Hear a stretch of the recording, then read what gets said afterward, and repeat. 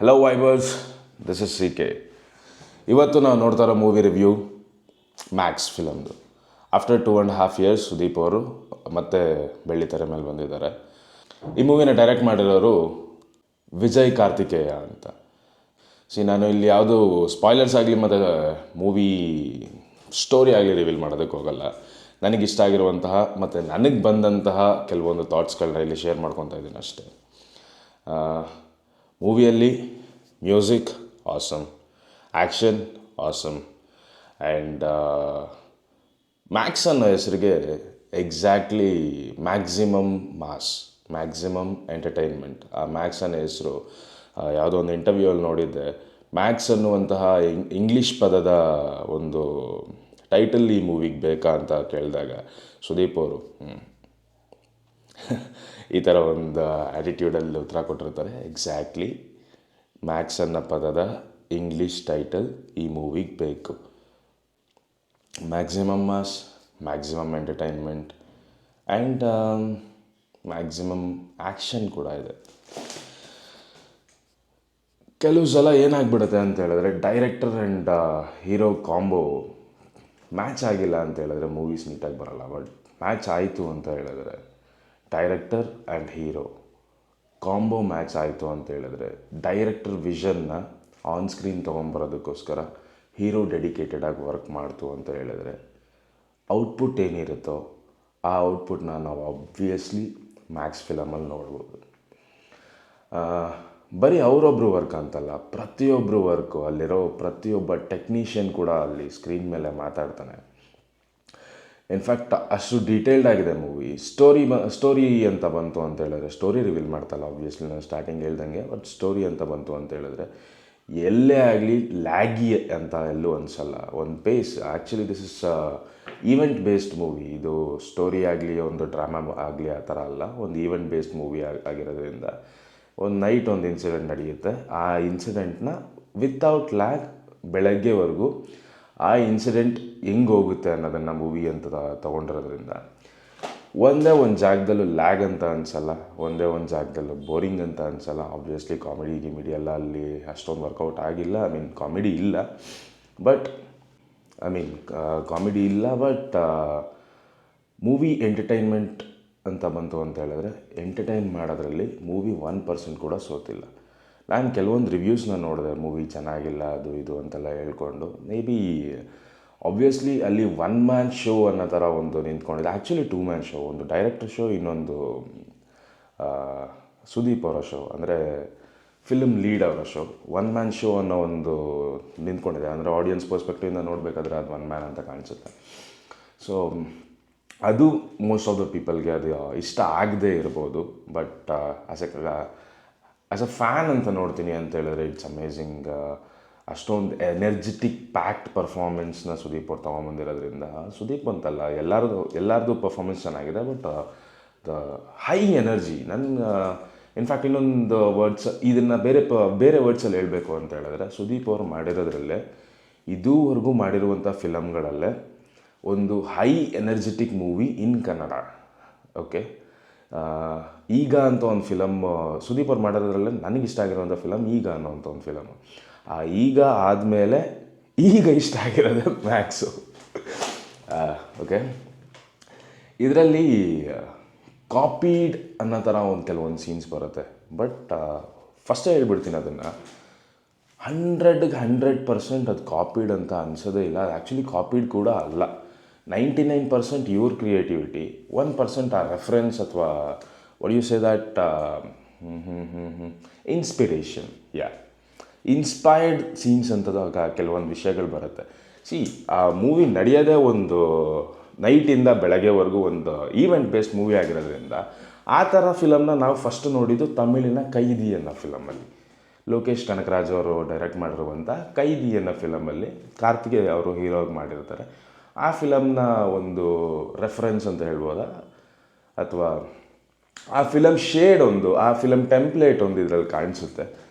And obviously ಆ bike scenes ಅಂತ ಬಂತು ಅಂತ ಹೇಳಿದ್ರೆ ವಲಿಮೈ ಅಂತ ಕ್ಲೈಮ್ಯಾಕ್ಸಲ್ಲಿ ಬರುತ್ತೆ. ನೀವು ಆ ಬಸ್ ಓಡ್ತಾ ಇರ್ಬೇಕಾದ್ರೆ ಹಿಂದೆಗಡೆ ಬೈಕ್ ಶಾಟ್ಗಳು ಅವೆಲ್ಲ ಒಂದೆರಡು ಶಾಟಲ್ಲಿ ತೊಗೊಂಡಿರ್ತಾರೆ. ಅದೆಲ್ಲ ನಮಗೆ ಬೋರಿಂಗ್ ಅಂತ ಅನಿಸಲ್ಲ, ಎಲ್ಲಿಂದನೋ ಕದ್ದಿದ್ದಾರೆ ಅಂತ ಅನಿಸಲ್ಲ.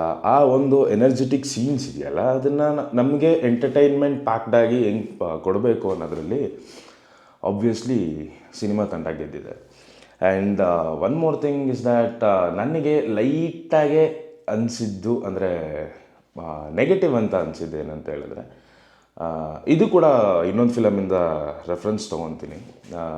ಕೋಟಾ ಬೊಮ್ಮಾಲಿ PS ಅಂತ ಒಂದು ತೆಲುಗು ಫಿಲಮ್ ಇದೆ. ಅದು ಕೂಡ ಯಾವುದೋ ಮಲಯಾಳಂ ಫಿಲಮ್ನ ರೀಮೇಕ್ ಅಂತ ಓದಿದ ನೆನಪು, ಯಾವುದು ಅಂತ ನನಗೆ ನೆನಪಿಲ್ಲ. ಬಟ್ ಆ ಫಿಲಮಲ್ಲಿ ಇದೇ ಥರ ಒಂದು ಇನ್ಸಿಡೆಂಟ್ ಇರುತ್ತೆ.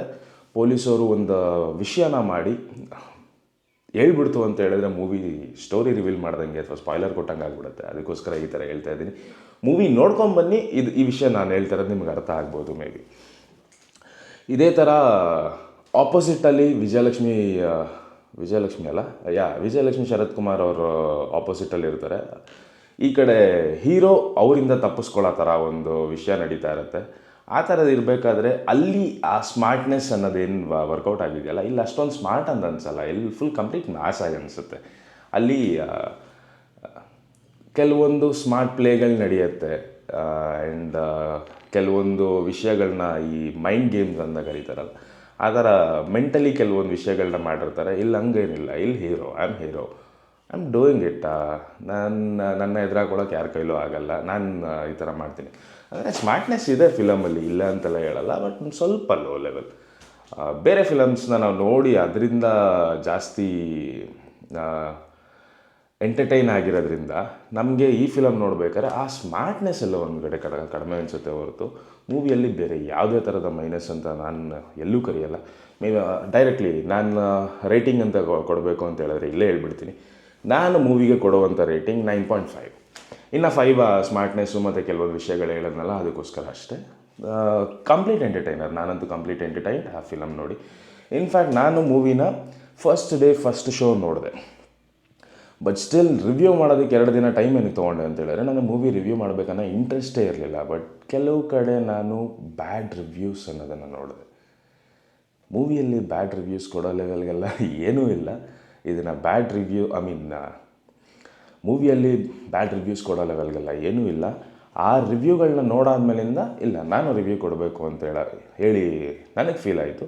ಅದಕ್ಕೋಸ್ಕರ ನಾನು ರಿವ್ಯೂ ವಿಡಿಯೋ ಮಾಡ್ತಾಯಿದ್ದೀನಿ. ಅದಕ್ಕೋಸ್ಕರ ಈ ಮೂವಿ ನೋಡಿ 2 ದಿನ ಆದಮೇಲಿಂದ ವಿಡಿಯೋ ಶೂಟ್ ಮಾಡ್ತಾಯಿದ್ದೀನಿ. ಓಕೆ. ಆ್ಯಂಡ್ ಈ ಮೂವಿ ಬಗ್ಗೆ ಇನ್ನೊಂದು ಸಣ್ಣ ವಿಷಯ ನಾನು ಬೇರೆ ಕಡೆ ನೋಡಿದ್ದು ನಿಮ್ಮ ಹತ್ರ ಶೇರ್ ಮಾಡ್ಕೊಬೇಕು ಅಂತ ಅನಿಸಿದ್ದೇನಂತ ಹೇಳಿದ್ರು, ಯಾವುದೋ ಒಂದು ಲ್ಯಾಂಗ್ವೇಜ್, ಅಂದರೆ ಯಾವ ಲ್ಯಾಂಗ್ವೇಜ್ ಅಂತ ನೆನಪಿಲ್ಲ, ಒಂದು ಆಡಿಯೋ ಲಾಂಚ್ ಅಂದರೆ ಇದೇ ಮ್ಯಾಕ್ಸ್ ಫಿಲಮ್ದು ಆಡಿಯೋ ಲಾಂಚ್ ವಿಡಿಯೋ ನೋಡ್ತಾ ಇದ್ದೆ. ಅದರಲ್ಲಿ ಒಬ್ಬರು ಬಂದು ಮಾತಾಡ್ತಾ ಇರಬೇಕಾದ್ರೆ ಹೀರೋಗೆ ಫೈರಿಂದ ಫೇಸ್ ಡ್ಯಾಮೇಜ್ ಆಗಬಾರ್ದು ಅನ್ನೋ ಕಾರಣಕ್ಕೋಸ್ಕರ ಫ್ರಂಟಲ್ಲಿ ಫೈರ್ ಇಟ್ಟಿರಲ್ಲ. ಒಂದು ಶಾರ್ಟ್, ಅಂದರೆ ನೀವು ಯೂಟ್ಯೂಬ್ ವೀಡಿಯೋಗಳಲ್ಲೂ ಕೂಡ ಒಂದು ಸಾಂಗ್ ರಿಲೀಸ್ ಆಗಿತ್ತು, ಅದನ್ನು ನೋಡಿರ್ತಾರೆ, ಮ್ಯಾಕ್ಸಿಮಮ್ ಮಾಸ್ ಅಂತ ಹೇಳ್ಬಿಟ್ಟು. ಅದರಲ್ಲಿ ಫೈರ್ ಎಲಿಮೆಂಟ್ಸ್ನ ಯೂಸ್ ಮಾಡಿರ್ತಾರೆ. ಆ ಫೈರು ಹೀರೋ ಫೇಸ್ ಮೇಲೆ ಬಿದ್ದುಬಿಡಬಾರ್ದು ಅನ್ನೋ ಒಂದು ಕಾರಣಕ್ಕೋಸ್ಕರ ಒಂದೆರಡು ಶಾರ್ಟ್ಗಳಲ್ಲಿ ಆ ಫೈರ್ನ ರಿಮೂವ್ ಮಾಡಿ ಬರೀ ಬ್ಯಾಕ್ಗ್ರೌಂಡಲ್ಲಿ ಮಾತ್ರ ಫೈರ್ ಕೊಟ್ಟಿರ್ತಾರೆ. ಆ ಟೈಮಲ್ಲಿ ಸುದೀಪ್ ಅವ್ರು ಬಂದು ಹೇಳ್ತಾರಂತೆ, ಏನಕ್ಕೆ ಈ ಶಾರ್ಟ್ ಇಷ್ಟೊಂದು ವೀಕಾಗಿ ಕಾಣಿಸ್ತಾ ಇದೆ, ಈ ಶಾರ್ಟ್ ನನಗೆ ಯಾಕೋ ಸ್ಯಾಟಿಸ್ಫ್ಯಾಕ್ಷನ್ ಅನ್ನಿಸ್ತಾ ಇಲ್ಲ ಅಂತ ಕೇಳಿದಾಗ ಇವರು ಇದನ್ನು ಎಕ್ಸ್ಪ್ಲೈನ್ ಮಾಡ್ತಾರೆ, ಈ ಥರ ಆಯಿತು, ನಿಮ್ಮ ಫೇಸ್ ಡ್ಯಾಮೇಜ್ ಆಗಬಾರ್ದು ಅನ್ನೋದಕ್ಕೋಸ್ಕರ ಇಲ್ಲಿ ಫ್ರಂಟಲ್ಲಿ ನಾವು ಫೈರ್ ಇಟ್ಟಿಲ್ಲ ಅಂತ ಹೇಳ್ಬಿಟ್ಟು. ಇಲ್ಲ ಅವರ ಒಂದು ಫೇಸ್ನ ಕೂಡ ಕೇರ್ ಮಾಡಿದೆ. ಇಲ್ಲ ಇದನ್ನು ನೀವು ಇಡೀ ಆಯಿತಾ, ನನಗೆ ಔಟ್ಪುಟ್ ಮ್ಯಾಕ್ಸಿಮಮ್ ಆಗಿರಬೇಕು. ಓಕೆ, ಏನೇಳಿ ಔಟ್ಪುಟ್ ಮ್ಯಾಕ್ಸಿಮಮ್ ಆಗಿರಬೇಕು ಅನ್ನೋ ಥರ ಒಂದು ವರ್ಡ್ ಹೇಳ್ತಾರೆ ಅಂತ ಹೇಳ್ಬಿಟ್ಟು ನಾನು ನೋಡಿದ್ದೆ. ಆಬ್ವಿಯಸ್ಲಿ ಆ ಡೆಡಿಕೇಶನ್ ಏನಿದೆ ಪ್ರತಿಯೊಂದು ಫ್ರೇಮಲ್ಲೂ ಕಾಣಿಸುತ್ತೆ. ಆ್ಯಂಡ್ ನಾನು ಆವಾಗಲೇ ಹೇಳಿದ್ನಲ್ಲ, ಪ್ರತಿಯೊಬ್ಬರು ವರ್ಕು ಇದು ಒಂದೊಂದು ಫ್ರೇಮಲ್ಲೂ ಕಾಣಿಸುತ್ತೆ ಅಂತ ಹೇಳ್ಬಿಟ್ಟು. ಈ ಥರ ಎವ್ರಿ ಡೀಟೇಲಿಂಗ್ ಒಬ್ಬೊಬ್ಬ ಲೈಟ್ ಮ್ಯಾನ್ ಕೂಡ ಮಾಡಿರುವಂತಹ, ಎವ್ರಿ ಟೆಕ್ನಿಷಿಯನ್ ಮಾಡಿರುವಂಥ ವರ್ಕು ಇದರಲ್ಲಿ ತುಂಬ ನೀಟಾಗೇ ಇದೆ. And one more thing, Kannada film ಇಂಡಸ್ಟ್ರಿಗೆ December 25 ಅಂತ ಬಂತು ಅಂತ ಹೇಳಿದ್ರೆ ಲಕ್ಕಿ ಡೇ. ಇದು ಏನಕ್ಕೆ ಅಂತ ತುಂಬ ಜನಕ್ಕೆ ಅರ್ಥ ಆಗುತ್ತೆ. ಮೇ ಬಿ ಅರ್ಥ ಆಗಿಲ್ಲ ಅಂದರೆ ನೀವು ಫ್ರೆಂಡ್ಸ್ ಹತ್ರ ತಿಳ್ಕೊಳ್ಳಿ. 25ನೇ ತಾರೀಕು ಡಿಸೆಂಬರಲ್ಲಿ ರಿಲೀಸ್ ಆಗಿರುವಂಥ ಫಿಲಮ್ಗಳು ನಮ್ಮನ್ನು ಎಂಟರ್ಟೈನ್ ಮಾಡೋದಕ್ಕೆ ಸೋತೇ ಇಲ್ಲ. ಇದು ಅಷ್ಟೇ ನಮ್ಮನ್ನು 100% ಎಂಟರ್ಟೈನ್ಮೆಂಟ್ ಮಾಡುತ್ತೆ. ಥಿಯೇಟ್ರಿಗೆ ಹೋಗಿ ನೋಡಿ ಫಿಲಮ್ನ. ಮತ್ತೆ ನೆಕ್ಸ್ಟ್ ಯಾವುದಾದ್ರು ವೀಡಿಯೋದಲ್ಲಿ ಸಿಗ್ತೀನಿ. ನಮಸ್ಕಾರ. ಮೂವಿ ಬಗ್ಗೆ ನಿಮ್ದೇನಾದರೂ ಒಪಿನಿಯನ್ಸ್ ಇತ್ತು ಅಂತ ಹೇಳಿದ್ರೆ ಕಮೆಂಟ್ಸಲ್ಲಿ ತಿಳಿಸಿ. ಆ್ಯಂಡ್ ಈ ವಿಡಿಯೋ ನಿಮ್ಗೆ ಇಷ್ಟ ಆಗಿತ್ತು ಅಂತ ಹೇಳಿದ್ರೆ ಒಂದು ಲೈಕ್ ಮಾಡಿ ಆ್ಯಂಡ್ ಹಂಗೆ ಸಬ್ಸ್ಕ್ರೈಬ್ ಮಾಡ್ಕೊಳ್ಳಿ.